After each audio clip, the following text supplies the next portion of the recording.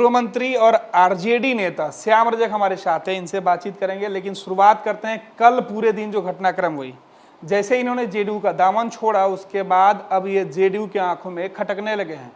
कल से ही जेडीयू के नेता लगातार श्याम रजक के ऊपर कई तरीके के आरोप लगा रहे हैं। हालांकि श्याम रजक ने भी जेडीयू और नीतीश कुमार के ऊपर कई आरोप लगाए थे। कहा था कि इस वक्त दलितों की अनदेखी की जा रही है जेडीयू में। नीतीश कुमार पर भी आरोप लगाए थे, जिसके बाद अब पलटवार करने के लिए जेडीयू के कई नेता मैदान में उतरे हैं। जेडीयू के नेता और बिहार सरकार के मंत्री अशोक चौधरी ने श्याम रजक के ऊपर एक बड़ा हमला बोलते हुए कहा कि इनकी जो बुद्धि है वो मंद बुद्धि है, 11 साल का जो वक्त है वो लग गया। इन्हीं से जानते हैं श्याम रजक जी से कि क्या है पूरा मामला और क्यों इतना वक्त लगा। अशोक चौधरी आपके सहयोगी रहे हैं और आपके ऊपर आप दोनों में एक अच्छी मित्रता थी, लेकिन जैसे ही आपने जेडीयू का दामन छोड़ा अब आप मंदबुद्धि हो गए।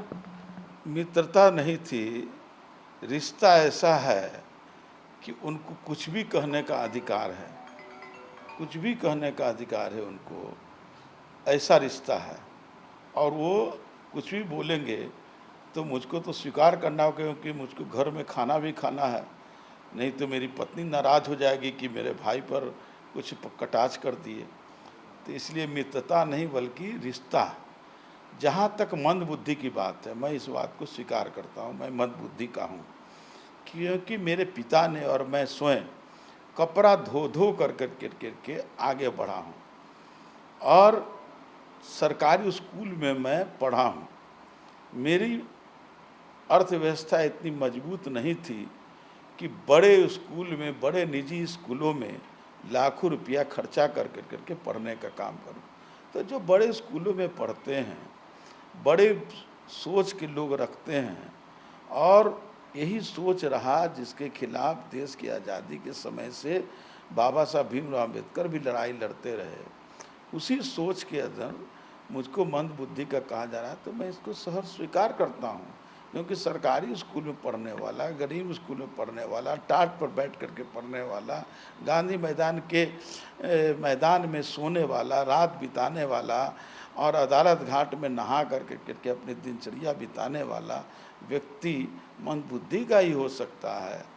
बड़ा व्यक्ति वही बनेगा जो बड़े बड़े बाहर के निजी स्कूलों में पढ़ते हों, जिनको बड़े बड़े लोग के बीच में लाखों लाख रुपया खर्च कर करके पढ़ते हों, वो बड़े हो सकते हैं। उनका आरोप था कि 11 साल का जो वक्त कैसे लग गया, पहले वो उनको नहीं दिख रहा था।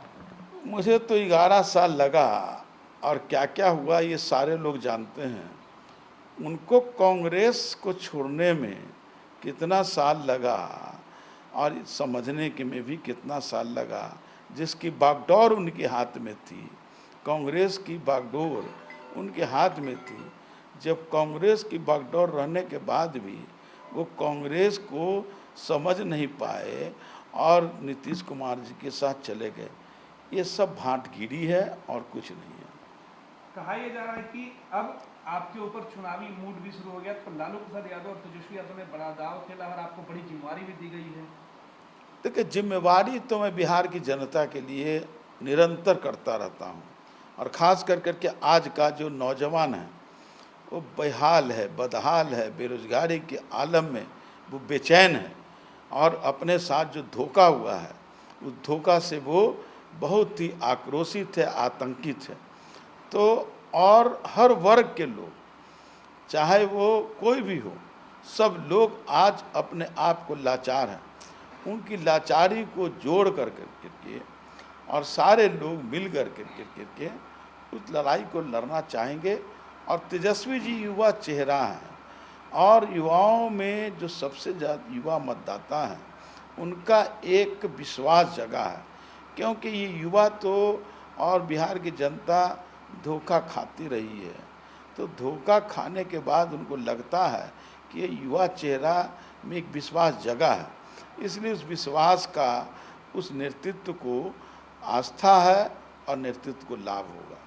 खबर आ रही कि आपने लालू प्रसाद और तेजस्वी यादव का जो चुनावी प्लान है उसको एक्टिवेट कर दिया। देखिए, बिहार की जनता ने ही एक्टिवेट कर दिया। बिहार की जनता ने फैसला ले लिया है, और बिहार की जनता या जो मतदाता होते हैं वो मालिक होते हैं। और हम सब उसके नौकर हैं। अगर नौकर ये समझ ले घमंड में कि मैं ही मालिक हो गया हूँ, तो मालिक जो है कान पकड़ कर करके बाहर भी कर देती है। एक तरफ के आपने घर के अंदर भी कई सारे पोस्टर वगैरह लगवा रखे हैं, कहा यह जा रहा था कि डिजिटली भी आप लोगों को करेंगे, सीधे चुनाव की तैयारी करेंगे। हालांकि आप इसके पहले जहाँ थे वहाँ कर रहे थे डिजिटली लोगों को एक्टिवेट, अब आरजेडी को भी डिजिटली एक्टिवेट कीजिएगा। देखिए, डिजिटली एक्टिवेट तो एक अपने कार्यक्रम हो सकते हैं, लेकिन जनता जो हमारी मालिक है उनके दिलों के अंदर जाना होगा, और दिल उनका टूट चुका है। दिल जब तक नहीं जुटेगा वो उनके साथ नहीं जा सकते, और दिल टूट कर करके आज वो दूसरा नेतृत्व खोज लिया है, और दूसरा जो नेतृत्व है तेजस्वी यादव का। और आप देख रहे हैं एनडीए में भी जिस तरह दलितों का अपमान जनता दल यू के द्वारा हुआ, आज भी लोजपा के नेता चिराग पासवान जी, रामविलास जी एक बड़े नेता रहे हैं, उनके साथ करने का सौभाग्य प्राप्त है। वैचारिक कई चीज़ों पर मेरा मतभेद रहा, लेकिन वो रहे हैं।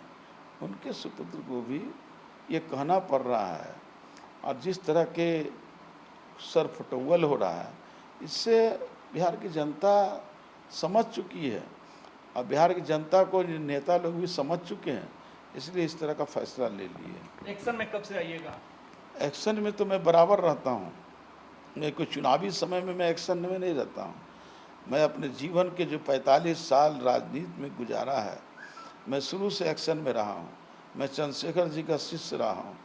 जब ब्लू स्टार हुआ तो उसके खिलाफ चंद्रशेखर जी ने हम लोग को भेजा पंजाब। 9 महीना मैंने पंजाब में पदयात्रा करने का काम किया। कालाहांडी जहाँ भूख से लोग मर रहे थे, वहाँ पर 6 महीना रह कर के उसके खिलाफ लड़ाई लड़ने का काम किया। जब बोडोलैंड में बसु मितारी और उमा ब्रह्म भट्ट जैसे लोग लड़ाई लड़ रहे थे जंगलों में रह कर के, चंद्रशेखर जी ने उनके बीच भेजने का काम किया।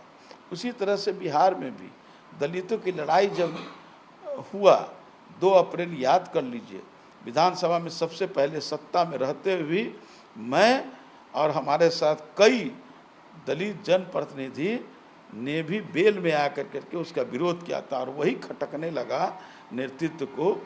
ये कौन एक नया नेतृत्व दलित में और ये दलितों की बात कहने वाला खड़ा हो रहा है।